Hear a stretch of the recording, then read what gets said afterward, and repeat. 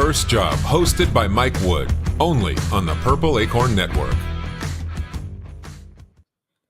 Hello, friends. Welcome back to My First Job. My name is Mike Wood, and we have a very special episode for you today. We are getting excited about TA Week next week in San Diego. I hope to see some of you there. I'll be there with some of the cronies of the Purple Acorn Network, but I'm very excited that we have the leader of TA Week here. Kara Mignanelli is on the show. Hi, Kara. How are you?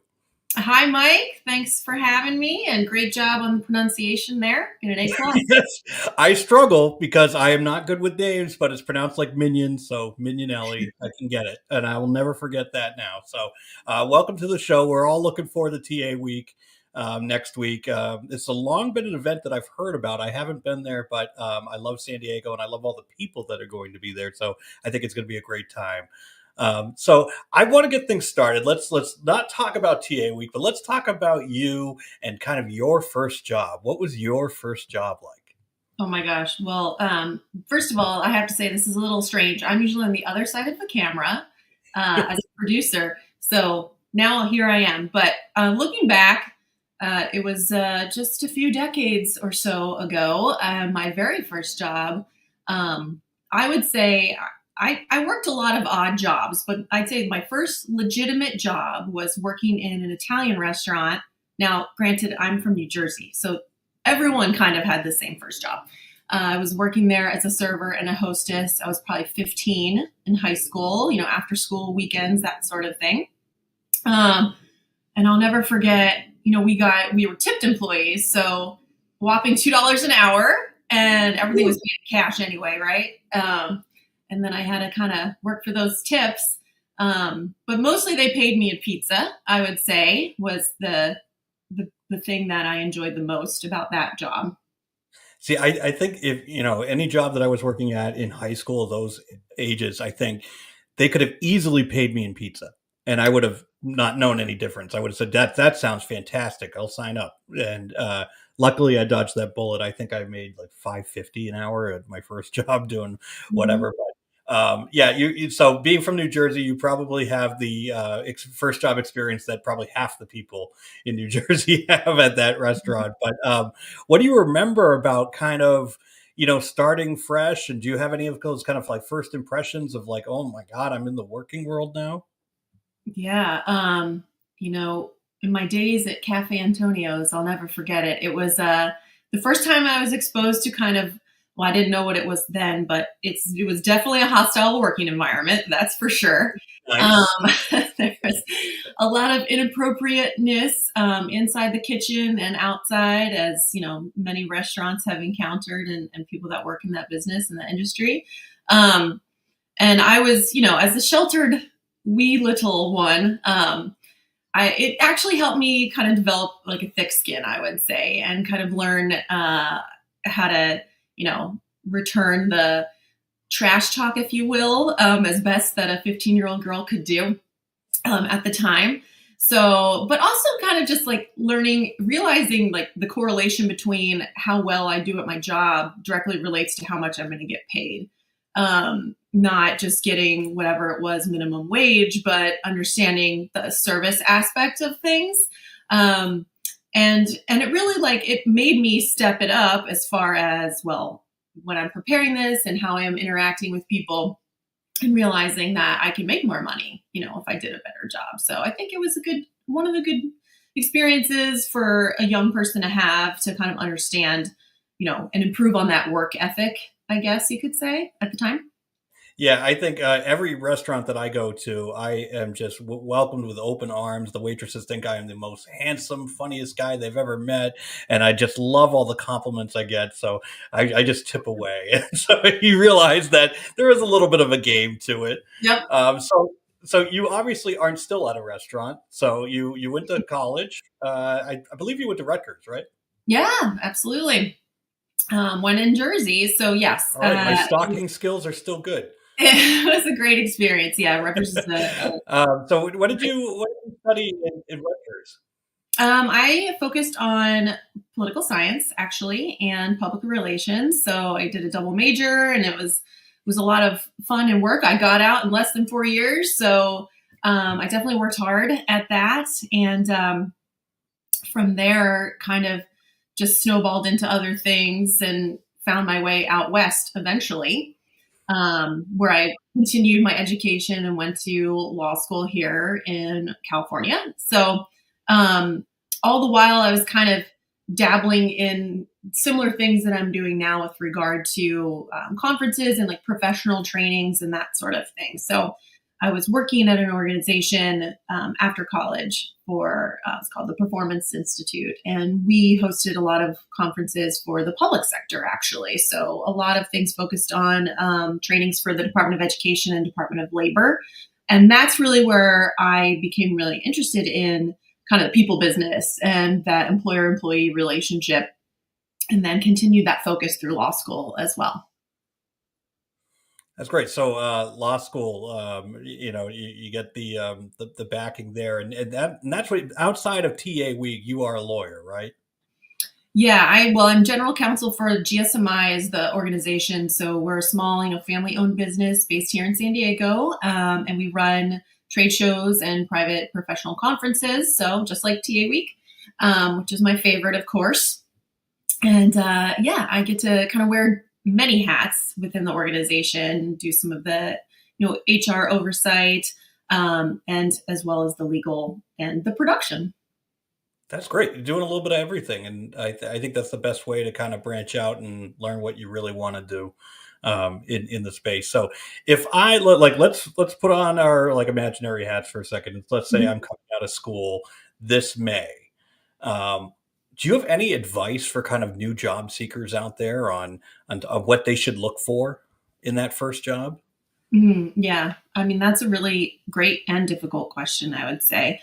Um, Looking back, at kind of my first attempts, and this was the days of faxing your resume.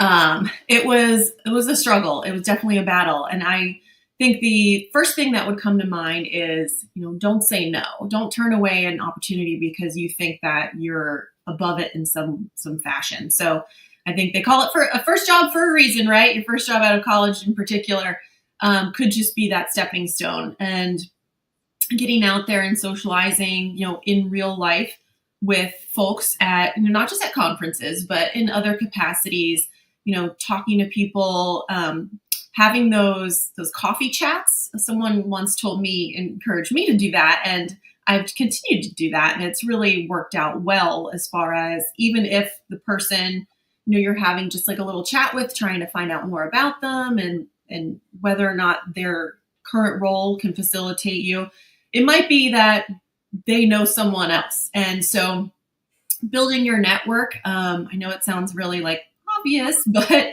it's very true. And I feel like, and I don't know many recent college grads. My kids are not even in high school yet, but I can tell you, I feel that they're very good at building those networks online. But I would stress the importance of building those networks, in person.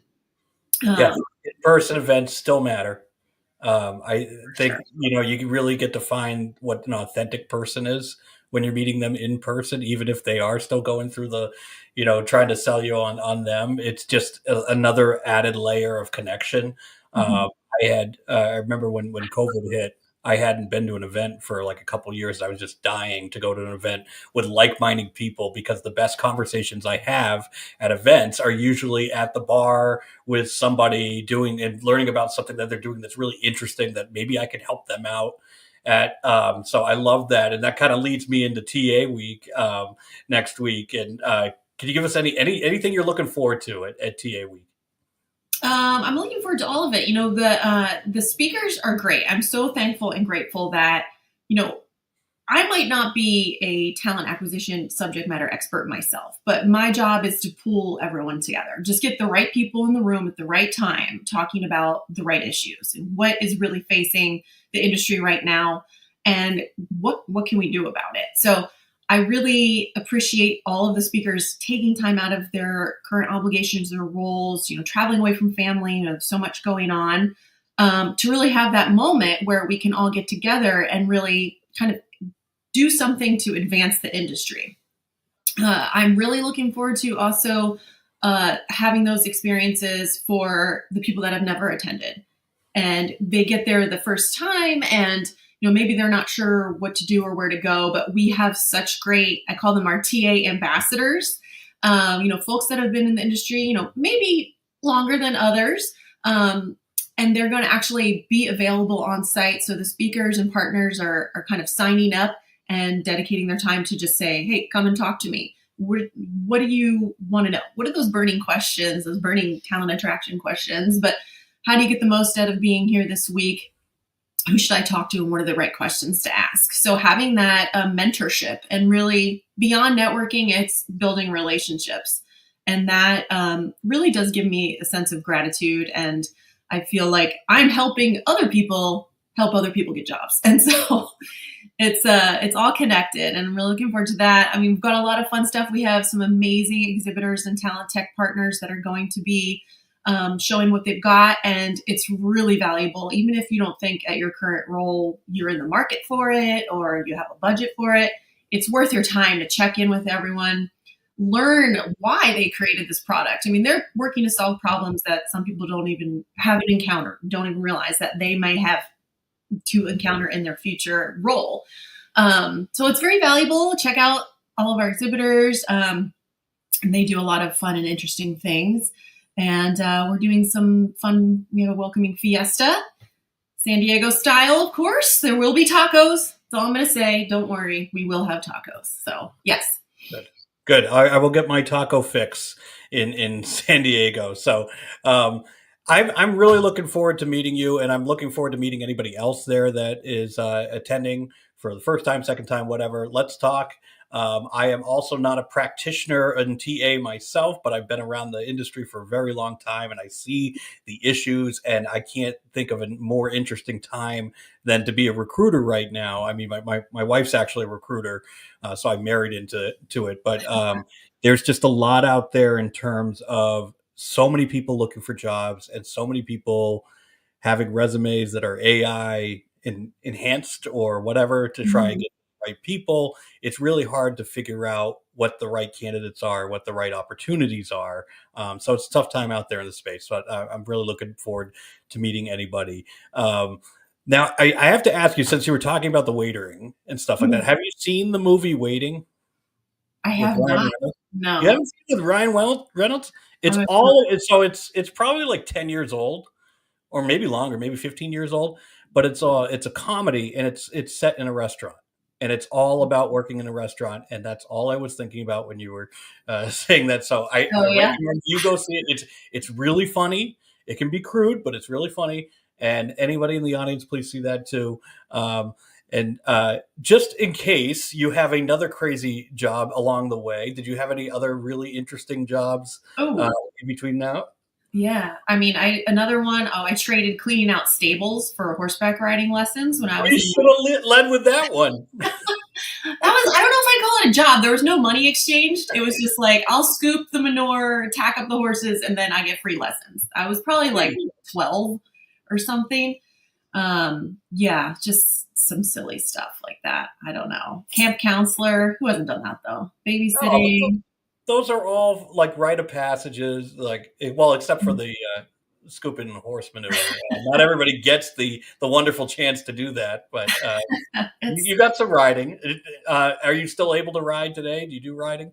Yeah, just like, trail rides with the kids when we're traveling and stuff. Yeah, not regularly.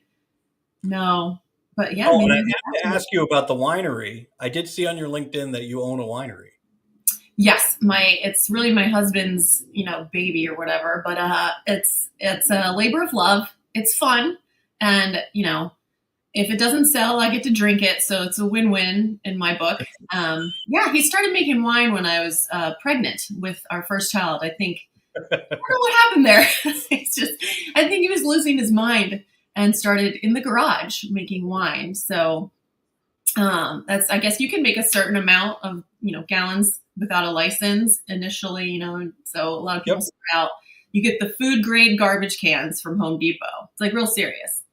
You rent the crusher, get it going yourself, but it's progressed and it's legit now. But yeah, it's been a fun little thing that we've done. So yeah, Oh, I'll have to yeah, bring some. You can taste yeah, it.